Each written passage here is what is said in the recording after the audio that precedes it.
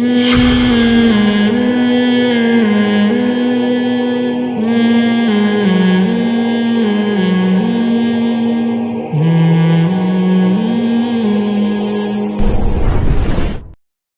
حوالے سے ایک بات کر لوں. یہ 10 محرم کا روزہ، رسول اللہ صلی اللہ علیہ وسلم نے ارشاد فرمایا کہ عاشورہ کا روزہ مجھے اللہ کی رحمت سے امید ہے کہ 1 سال کے گناہوں کا کفارہ ہے.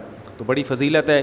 رمضان کے بعد سب سے زیادہ فضیلت عاشورہ کے روزے کی ہے، 10 محرم کا روزہ. سمجھ رہے ہیں؟ محرم میں ہمیں شریعت نے کیا کرنے کا حکم دیا ہے، اسلام کیا کہتا ہے؟ پہلی بات، اسلام یہ کہتا ہے کہ محرم میں روزے رکھنا دوسرے مہینوں کی نسبت زیادہ ثواب ہے. رمضان کے بعد تو زیادہ سے زیادہ روزے رکھیں، اور اسپیشلی 10 محرم کا روزہ 1 سال کے گناہوں کا کفارہ ہے، یہ اور زیادہ ثواب ہے. پورے محرم نہیں رکھے جاتے تو کیا کرنا ہے؟ 10 محرم کا رکھنا ہے. حدیث میں آتا ہے کہ آپ نے حکم دیا 2 روزے ملا کے رکھو، کیونکہ یہودی جو تھے وہ 1 روزہ رکھتے تھے. صحیح ہے نا؟ تو یہودیوں سے مشابہت سے بچنے کے لیے ہمیں حکم دیا کہ اس کے ساتھ ایک اور روزہ ملائیں. تو علماء یہ کہتے ہیں کہ آج کل یہودی 10 محرم کا روزہ نہیں رکھتے، تو اب مشابہت ختم ہو گئی ہے. تو اگر کوئی 9، 10 یا 10، 11 کا رکھ لے تو اچھی بات ہے، نہیں تو صرف 10 محرم کا بھی رکھ لے تو بھی انشاءاللہ پورا ثواب ملے گا، کیونکہ اب اس میں مشابہت رہی نہیں ہے. سمجھ رہے ہیں کہ نہیں سمجھ رہے؟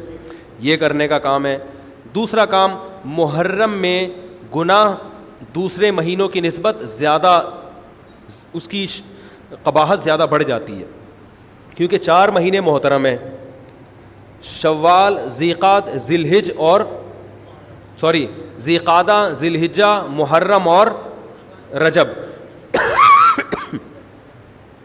یہ 4 مہینے جو ہیں اسلام میں اشہر حرم کہلاتے ہیں. قرآن کہہ رہا ہے فلا تظلموا فیہن انفسکم، ان میں اپنی جانوں پہ ظلم مت کرو. یہ ماتم کرنا بھی تو ظلم ہے نا اپنی جان پہ. تو اللہ نے فرمایا ان 4 مہینوں میں اپنی جان پہ ظلم مت کرو. کسی بھی طرح سے ظلم ہو، جسمانی ظلم ہو، روحانی ظلم ہو. جسمانی ظلم ماتم کر کے بھی ہو سکتا ہے، اور انگاروں پہ چل کے بھی ہو سکتا ہے، اپنے آپ کو پیٹ کے بھی ہو سکتا ہے. روحانی ظلم کیا ہے؟ گناہ کر کا. تو نہ گناہ کرنے کی اجازت، نہ کسی اور طرح سے. عام مہینوں میں بھی ظلم کی اجازت نہیں ہے، نہ اپنے اوپر اور نہ کسی اور پر. تو ان 4 مہینوں میں ظلم کی نوعیت بڑھ جاتی ہے. سمجھ رہے ہیں؟ یہ ایک محرم کی فضیلت ہے اسلام میں.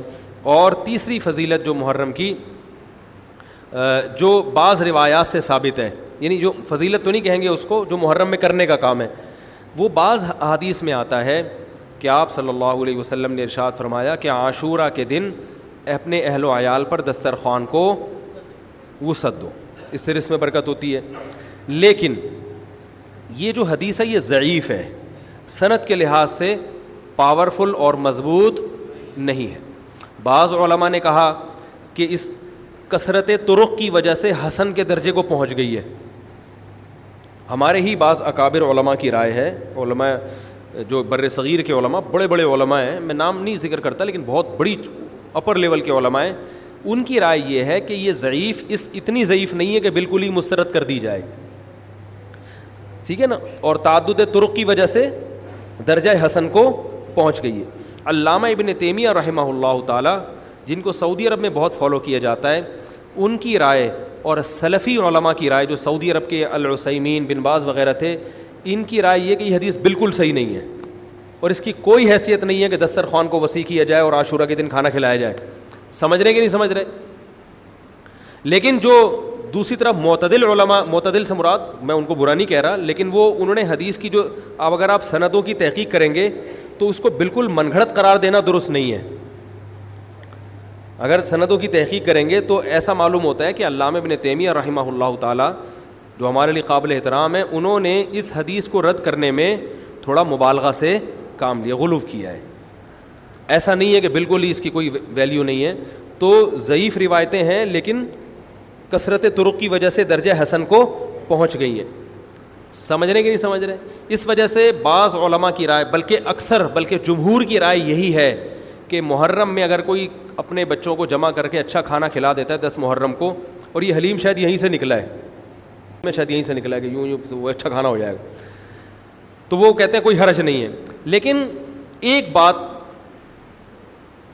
جو دوسرے علماء کہتے ہیں، جو میری بھی سمجھ میں آتا ہے، بلکہ میں نے پہلے کہیں پڑھا تو نہیں، میرا دماغ اس طرف گیا، لیکن اس کی تائید میں علماء کے فتاویٰ مل گئے. دیکھو اگر کوئی حدیث ضعیف ہو یا حسن ہو تو صرف حسن ہونا کافی نہیں ہے، یہ دیکھا جائے گا کہ یہ دوسری صحیح حدیثوں سے ٹکرا تو نہیں رہی ہے. یہ بھی ایک فقہ کا اصول ہے کہ اگر ایک کمزور چیز ہے لیکن وہ طاقتور دلیل سے ٹکرا رہی ہے تو پھر اس کمزور چیز کو بالکل رد کیا جائے گا. تو عاشورہ کے دن روزہ رکھنے کا حکم ہے، یہ بالکل بخاری مسلم کی صحیح حدیث سے ثابت ہے. اور جو کھانا کھلانے والی روایت ہے وہ اس ٹکر کی نہیں، اس کو تو ابن تیمیہ جیسے محقق نے بالکل ہی کالعدم قرار دے دیا، بعض عرب علماء نے بھی بالکل کالعدم قرار دے دیا، اگرچہ ہماری رائے ہے کہ بالکل کالعدم نہیں ہے، لیکن بہرحال اس میں محدثین کا بڑا اختلاف ہوا ہے. جبکہ روزہ رکھنے والی جو روایات ہیں وہ بالکل بے غبار ہیں، ان کو سب صحیح مانتے ہیں. تو کھانا کھلانا اور روزہ جمع بولو بھائی نہیں ہو سکتا، اس لیے کہ اگر وہ روزے کا دن ہے تو کھانے کا دن نہیں ہے، کھانے کا دن ہے تو روزے کا نہیں. ابن تیمیہ رحمہ اللہ تعالیٰ کی رائے یہ ہے کہ بعض لوگوں نے شیعہ کی مخالفت میں غلو کیا ہے. شیعہ نے اس دن کو چونکہ منحوس بنا دیا 10 محرم کو، تو انہوں نے مخالفت میں اس دن کو ایک سیلیبریٹ کرنے کے لیے نا کھانا کھلانے کا حکم دے دیا کہ ہم منحوس نہیں سمجھتے بلکہ اس کا کیا کریں گے اپوزٹ کے کھاؤ اور کھلاؤ. تو انہوں نے کہا یہ بھی غلو ہوا ہے. دوسری طرف بھائی منحوس نہیں ہے، مبارک ہے ہماری نظر میں، لیکن اتنا مبارک کہ اس میں کھانا کھلانا اور یعنی عید والا عنصر کھانا کھلانا تو عید کے دن ہوتا ہے نا، تو عید نہیں ہے بہرحال.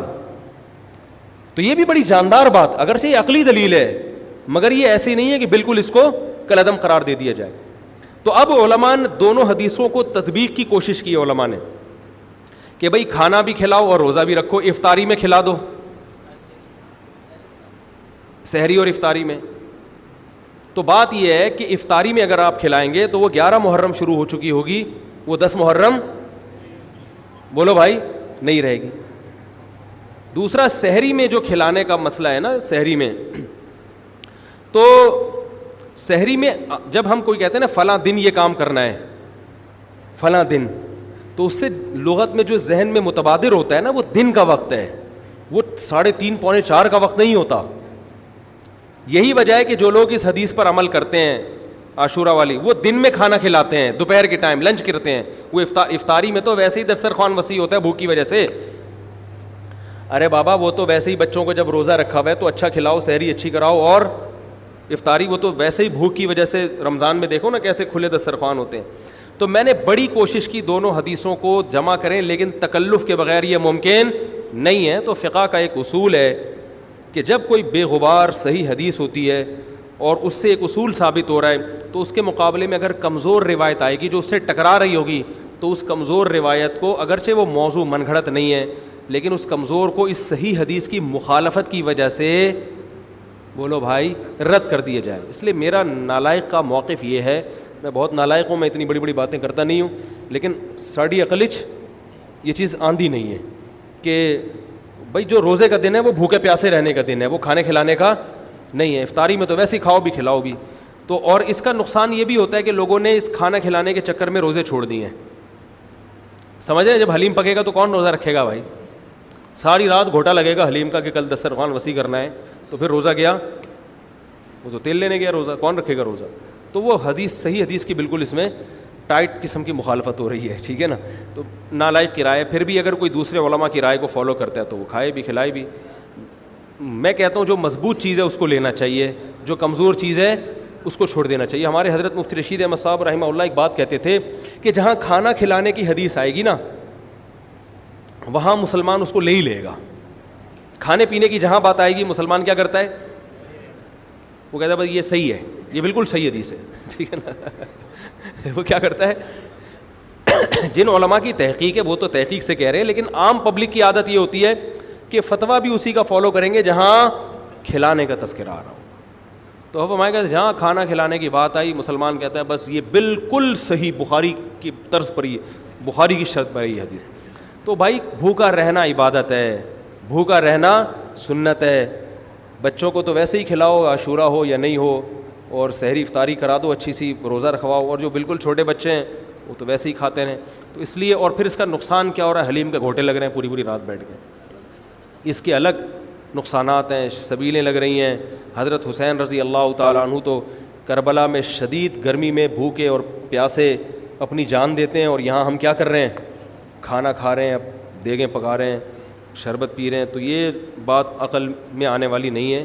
تو عاشورہ کے دن کی مناسبت سے روزہ ہی ہے, وہ روزہ رکھنے کا دن ہے. اللہ تعالیٰ عمل کی توفیق عطا فرمائے. وما